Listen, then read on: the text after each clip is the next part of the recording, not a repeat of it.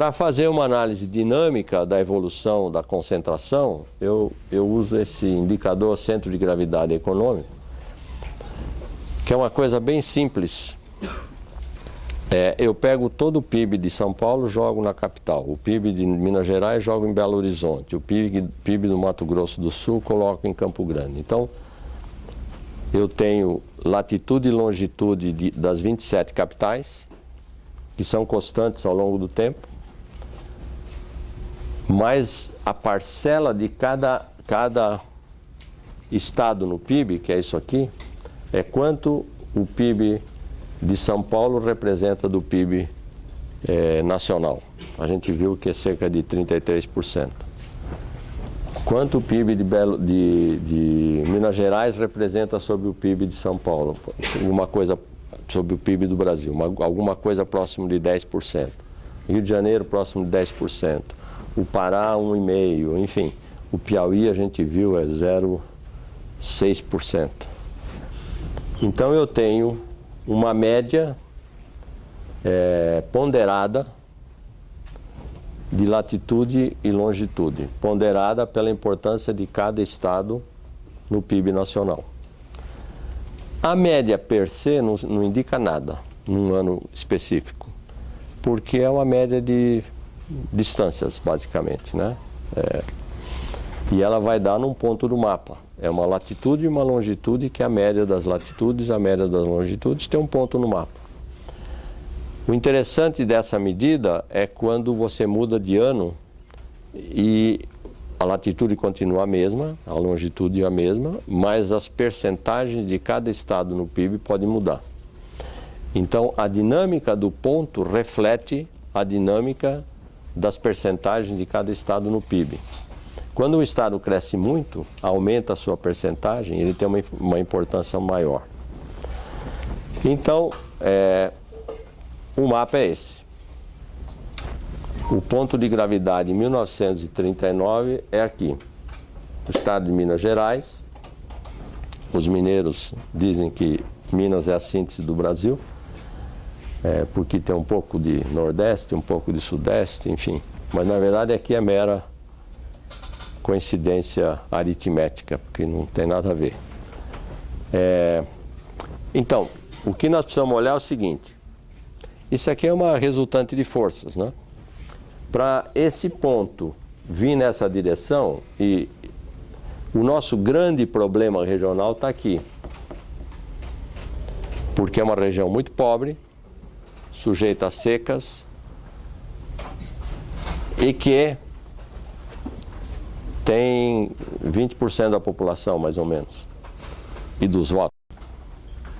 Então, a pressão que vem do Nordeste é forte para influenciar políticas econômicas, né? Não é à toa que, durante muitos anos, havia a SUDENE, que é a Superintendência do Desenvolvimento do Nordeste, que injetava muito dinheiro na região. O Collor, quando entrou, acabou com tudo. Mais tarde, em 88, na Constituição, foram criados fundos constitucionais de investimento, e as empresas que investem na região Norte e Nordeste pagam um custo menor pelo financiamento. Mas em termos de melhorar a concentração e a desigualdade no país, em termos de meta, o ideal é que esse ponto fosse nessa direção. Para isso, era importante que esses estados, todos os que estão a nordeste do ponto, cresçam mais do que os outros e aumentem a sua participação no PIB. Se isso não acontecer, se os estados daqui crescerem mais, eles vão puxar o ponto para lá. Nós vamos ver que em alguns momentos o ponto veio para cá, porque essa região cresceu muito. E vamos ver o que aconteceu ao longo do tempo.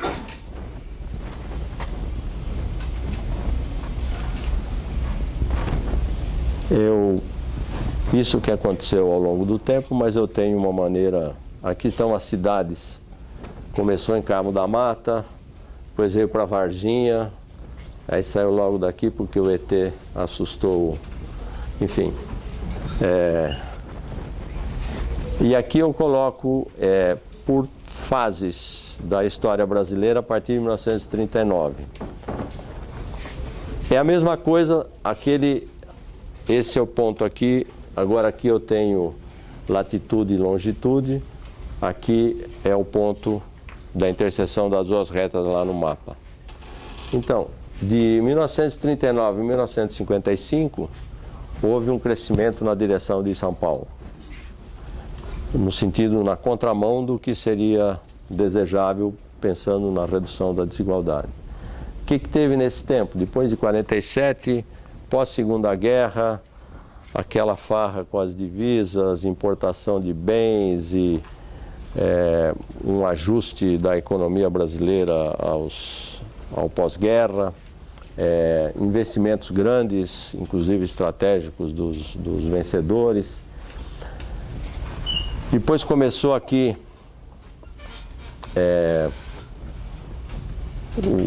um processo de crescimento um pouco maior e isso beneficiou a região mais rica, mais concentrada. Nós vamos ver que sempre que o país cresce rápido, isso ocorre. E quando a economia começa a patinar, ocorre o contrário, exceto neste século. Aí veio o Juscelino Kubitschek, o nascimento da ideia de planejamento, que até aqui o sistema econômico resolveria tudo, aqui no mundo.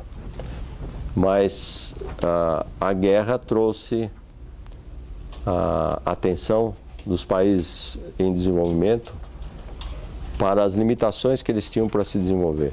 Basicamente, a tese da CEPAL, ela tem várias facetas, mas uma famosa é que os produtos que os países pobres vendem caem de preço sequencialmente, enquanto que os produtos que eles compram têm preços cada vez maiores, são cada vez mais sofisticados. Eles perderam o bonde da história e, se nada for feito, o crescimento não ocorrerá. Então, é necessário planejar, é necessário intervir, é necessário que o Estado, o governo, invista em fábricas se o setor privado não o fizer. É dessa época a criação das siderúrgicas estatais no Brasil. A maioria das estatais que foram iniciadas, as ideias vêm desse período. E isso produziu um crescimento na direção esperada. Depois veio a crise do início dos anos 60, a tomada do poder pelos militares, grandes reformas foram feitas na economia e a economia experimentou um período de grande crescimento chamado milagre econômico, né? E aí, nesse período até 74, outra vez, esta região floresceu muito mais do que as outras e o ponto veio aqui para baixo. Terminado o milagre, prevaleceu uma filosofia de mau planejamento. Estamos falando em governos militares, os militares gostam muito de planejamento estratégico, de pensar a longo prazo e de se antecipar aos problemas, típico da cultura deles, né? Você não vai para uma guerra sem pensar antes no que você vai fazer, né? E várias medidas foram tomadas. Uma delas ficou famosa, uma proibição de instalação de indústrias aqui, na região metropolitana de São Paulo. Durou um mês essa resolução 14, os paulistanos, a elite toda se armou e foi a Brasília para protestar e tal. Mas enfim, a ideia era era uma intervenção pesada no sentido de reduzir a concentração. Conseguiram até o início dos anos 80, que também foi um período de baixo crescimento. Aqui entrou a segunda crise do petróleo, que afetou substancialmente a capacidade do país, e começa a década perdida dos anos 80. Agora nós sabemos que não é só ela que é perdida, teve outras, né? Mas a famosa década perdida começa aí, e aí até os anos... Aqui eu estou em 2002, 2003, o que nós vimos foi uma marcha para o oeste. Então, nós estamos assistindo o impacto de Brasília, depois de 60, que começou a crescer, mas tem um papel, mas não é tão grande, mas o efeito das políticas, das inovações desenvolvidas pela Embrapa, tornando o Centro-Oeste, que era uma terra muito pobre, continua sendo, mas capaz e apta a ser utilizada para a plantação de grãos e agora, mais recentemente, de algodão. Então, isso explica o crescimento do para o oeste. E mais recentemente, depois de 2003, há uma mudança notável, que é essa tendência de, na verdade, pela primeira vez, a gente tem uma tendência de retorno ao Nordeste, né? O dado de 2014 enfatiza essa tendência, que não está aí no mapa. E nós vamos ver que isso tem muito a ver com as políticas sociais. E não com o mercado propriamente dito, né? Olhando isso por setor de atividade, lá na ponta esquerda está o mesmo gráfico anterior, esse aqui, só que começando mais tarde um pouco, começando em 95, para dar um zoom, né? Aqui é para a agricultura está indo para o noroeste claramente, não é a agricultura que está gerando isso aqui. A indústria tampouco. O que está fazendo isso é comércio e serviços. Mas os básicos, porque o setor financeiro, que é isso aqui, tem uma teia de aranha, não tem tendência perceptível. Então, na verdade, isso tem a ver com as políticas sociais, que é o pobre com dinheiro para comprar bens de salário, alimentos, bebidas, sapato, etc. E os serviços urbanos, e a gente vê que esse crescimento foi muito mais forte na região Nordeste, que é a maior beneficiária dos programas sociais, porque é onde tem menos, onde tem mais pobres, né? E isso aqui é a renda per capita, é o indicador de desigualdade. É o PIB do Nordeste, como um todo, os 9 estados, dividido pelo PIB de São Paulo e do Sudeste. Então, o Nordeste sobre São Paulo dá, agora, em 2003, 39%. Durante todo o período, esteve abaixo disso, né? Então, um nordestino médio ganha 40% do que um paulista médio ganha. E se pegar o Centro-Oeste, desculpe, a região Sudeste, está... desculpe, esse é o PIB como um todo, é a participação, não é renda per capita, desculpe. Eu acho que vai aparecer ainda a renda per capita. A renda per capita do Nordeste nunca chegou a metade da renda per capita do Brasil. Chegou no passado. Até a descoberta do ouro, o Nordeste tinha uma renda per capita maior. O Alexandre Randes de Barros, que é um ex-professor da Federal de Pernambuco, hoje empresário e dono de um jornal em Pernambuco,